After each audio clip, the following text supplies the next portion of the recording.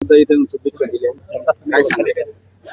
आज परभणी जिल्ह्यातील गंगाखेड तालुक्यामधील या ग्रामीण भागामध्ये डॉक्टर संजय पवार आणि त्यांच्या कुटुंबियांनी एरुबदा होमिओपॅथी हर्बल फार्माचं प्रायव्हेट लिमिटेड कंपनीचं आज या ठिकाणी रेसर उद्घाटन केलं.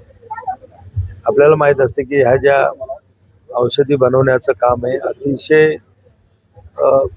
किचकट आणि कठीण असं हे काम आहे, पण त्यांनी मोठ्या हिमतीनं या ग्रामीण भागामध्ये हे युनिट या ठिकाणी उभं केलं आणि खऱ्या अर्थानं मी त्यांचं मनापासून कौतुक करतो.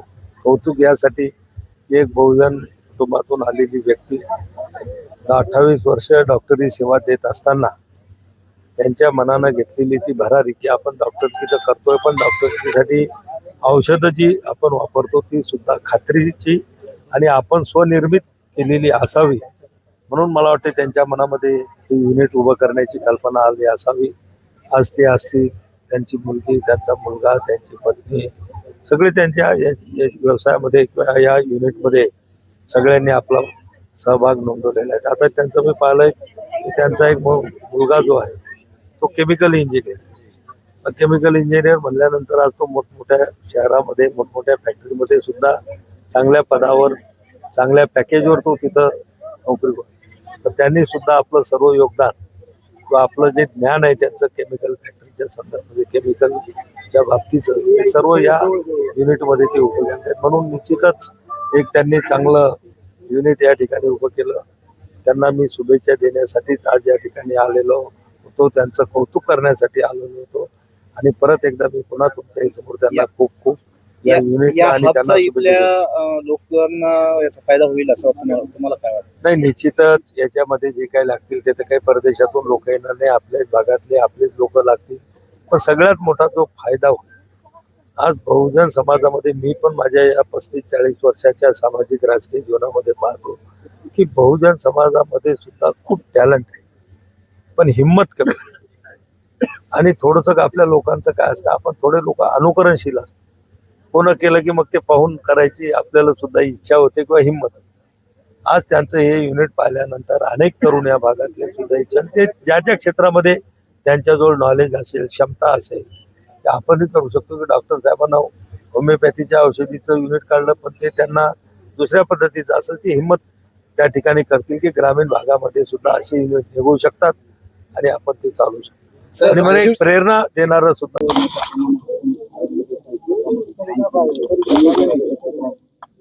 काम करत आज छोटंसं युनिट स्थापन केलं आणि खऱ्या अर्थानं याच्या माध्यमातून आजची सुरुवात झाली. काय प्रक्रिया आहे?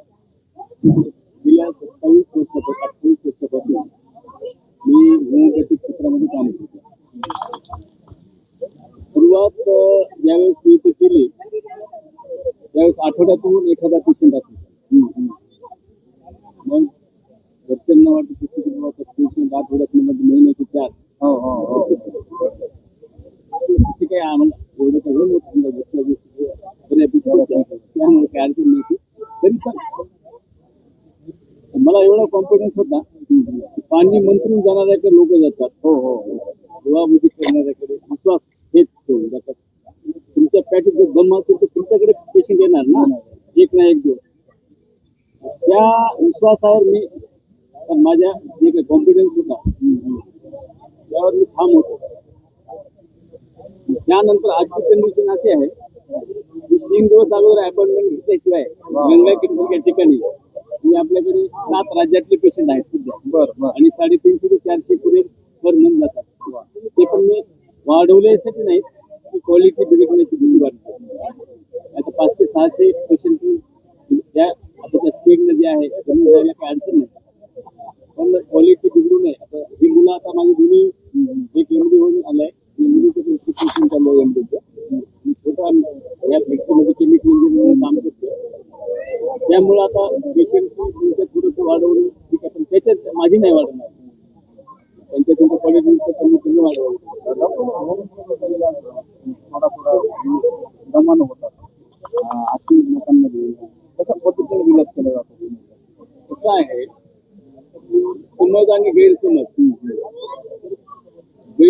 फार मोठा आहे. की कारण होमिओपॅथी आणि आयुर्वेद याकडे पेशंट केव्हा येतो की आतून पूर्ण खोकला झाला, ऍक्यूट कंडिशन आणि क्रॉनिक कंडिशन दोन कंडिशन असतात. ऍक्यूट कंडिशन म्हणजे त्याला आता ताप यायला लागला, मुतखड्याचा त्रास व्हायला लागला, अचानक फरक घडले म्हणून आपण, किंवा कुठे खोकला यायला लागला, 4-5 दिवसाचा पेशंट नाही आहेत ना आमच्याकडे. पेशंट येतो सर्व दवाखाने फिरून त्यावेळेस नाही त्याला व्हायरस करून पेशंटची क्रॉनिसिटी ज्यावेळेस वाढलेली असते त्यावेळेस येते, त्यामुळे उशीर लागतो. मे बी आता माझ्याकडे 7-8 हजार माझ्याकडे रिपोर्ट्स पण आहेत पेशंटचे रिनल कॅल्क्युलेशन करायचे. म्हणजे मला हे कधी माहिती झालं की पुण्याला एका कॉन्फरन्सला गेलो होतो त्यावेळेस समोर पुण्याचा मी सांगितलं मी 500 काढले 700 काढले आणि मग आपण 4-5 हजार काढले आपण नाव रेकॉर्ड नाही ठेवलं ना. त्या दिवशीपासून कळालं की रेकॉर्ड ठेवायला पाहिजे. त्यामुळे आता रेकॉर्ड आहेत माझ्याकडे. आणि मुतखड्याच्या पेशाचा लोळत जरी असला फक्त जंक्शनला अडकलेला नसावा, 30 मिनिट 31 मिनिट माझ्याकडे बिलकुल कधीच लागणार नाही, लागणार पण नाही. होमिओपॅथी आणि तुमच्या तोंडात आलेला आहे. आता मी तुम्हाला औषध टाकतो जिभेवर, घरी जाऊन ठेचा खायचा, 3 to 5 मिनिट्स तुमचं तोंड असं ओपन झालं पाहिजे. एवढं फास्ट आहे. हेडेक उन्हात फिरून येतात आणि खूप असं हेडेक होतं तुमचं.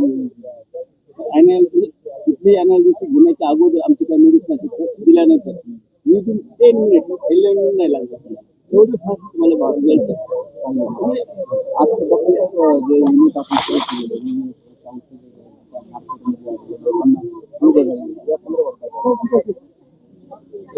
मेडिसिन्स आहेत सेकंड सिरप फॉर्म आणि ड्रॉप फॉर्म मध्ये आहे.